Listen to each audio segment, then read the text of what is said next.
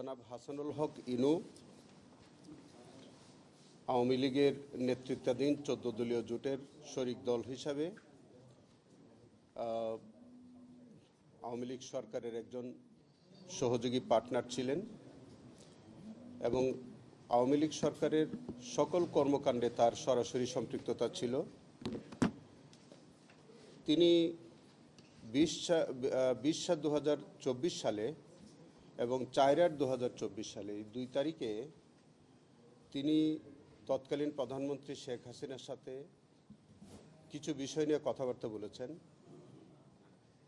সেই কথাবার্তাগুলোর মধ্য দিয়ে সেখানে কারফিউ জারি এবং জঙ্গি ট্যাগ দিয়ে জঙ্গি কার্ড খেলা এবং তার কুষ্টিয়ায় পুলিশকে বিভিন্ন রকমের নির্দেশনা দেওয়া এবং জুলাই আন্দোলনকে 2 ভাগে বিভক্ত করে এক ভাগকে জঙ্গি ট্যাগ দিয়ে তাদের উপরে নিপীড়ন বা নির্যাতন চালানো, এইসব বিষয়গুলো তার কথোপকথনের মধ্যে ছিল। আমরা 9 জন সাক্ষী দিয়েছি এই কেসে এবং সাথে তার যে কথোপকথন ছিল তৎকালীন প্রধানমন্ত্রী শেখ হাসিনার সাথে, সেই কথোপকথনের রেকর্ডগুলো আমরা দিয়েছি এভিডেন্সে।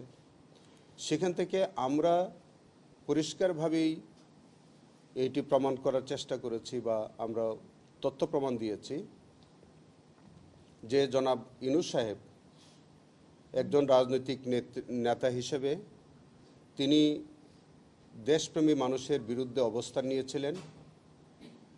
সাধারণ মানুষকে জঙ্গি ট্যাগ দিয়ে তাদের উপরে নিপীড়ন চালানোর জন্য নানান কৌশল বা নানান পরিকল্পনা এর সাথে তিনি জড়িত ছিলেন, যার ফলশ্রুতিতে বহু লোকের হতাহতের ঘটনা ঘটেছে, মানবতা বিরোধী অপরাধ সংগঠিত হয়েছে।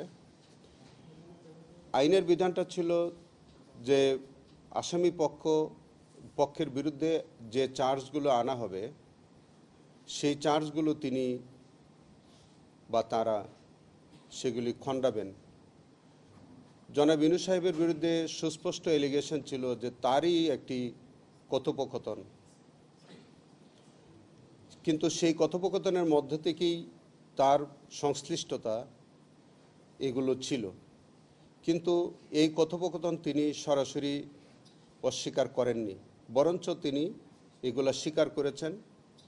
বরঞ্চ তার আইনজীবী বলেছেন যে তখন যারা আন্দোলনকারী ছিল তাদের এই কার্যক্রমটাকে তারা টেরোরিস্টদের কার্যক্রম বলে তিনি আখ্যায়িত করেছেন এবং টেরোরিস্টকে প্রিভেন্ট করার জন্য বিভিন্ন কার্যক্রম বা বিভিন্ন রকমের পদক্ষেপ তারা নিয়েছেন বলে তিনি তাদের এই কার্যক্রমকে বরঞ্চ জাস্টিফাই করার চেষ্টা করেছেন।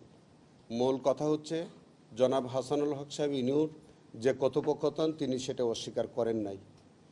সেই কথোপকথনের মধ্যে জঙ্গি ট্যাগ দিয়ে জঙ্গি কার্ড খেলার নামে সাধারণ ছাত্র জনতাকে হত্যা করার যে পরিকল্পনা ছিল এবং যে হত্যাকাণ্ড হয়েছে সেই বিষয়টা পরোক্ষভাবে এবং প্রত্যক্ষভাবে অনেক কথাবার্তার মধ্যে দিয়ে সেটার সুস্পষ্ট প্রমাণ এসছে।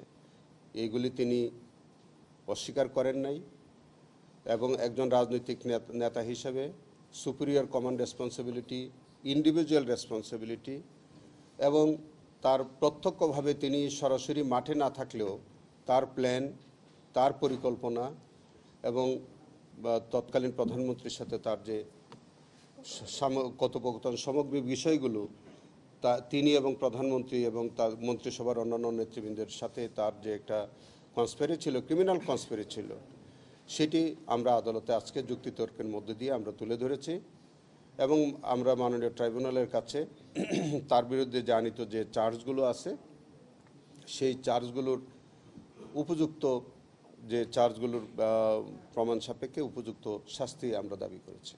জনগণের ভাষা বুঝতে পারেন শব্দ ব্যবহার করছেন না, এইটা আমরা বলেছি। আমি যেটা আজকে আমার আর্গুমেন্টে বলেছি যে একজন রাজনৈতিক নেতা তার জনগণের ভাষা বুঝতে হবে। যে একজন দেশপ্রেমিক রাজনীতিবিদ যদি হন তাহলে তিনি আগে জনগণের মতামতকে প্রাধান্য দেবেন।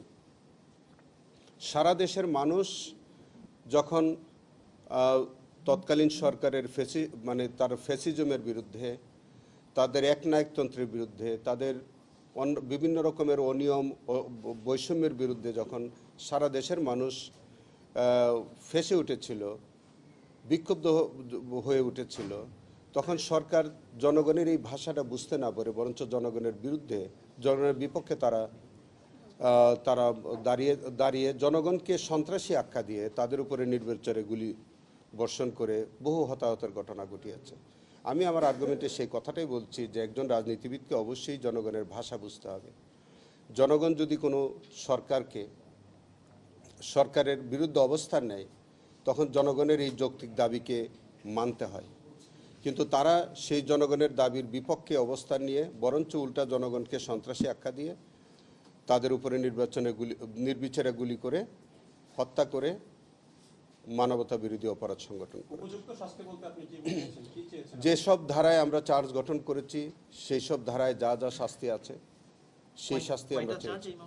আমাদের ওখানে প্রায় 7টা চার্জ ছিল, 7টা চার্জে আমি শাস্তির দাবি করেছি। 19 জুলাই যে একটা বৈঠক হয়েছিল ওই 14 দলের, সেখানে তো উনি ছিলেন, ওই বিষয়টাও কি এই মামলাতে না, এটা তো উনি স্বীকারই করেছেন যে 14 দলের বৈঠকে উনি উপস্থিত ছিলেন। সেখানে কারফিউ জারির যে সিদ্ধান্তের মধ্যে তিনি ছিলেন, এবং আপনারা জানেন যে কারফিউ জারির মধ্যে তৎকালীন একজন মন্ত্রী বলেছিলেন যে কারফিউ জারি করে সবাইকে শেষ করে দিতে হবে, এরকম বক্তব্য ছিল।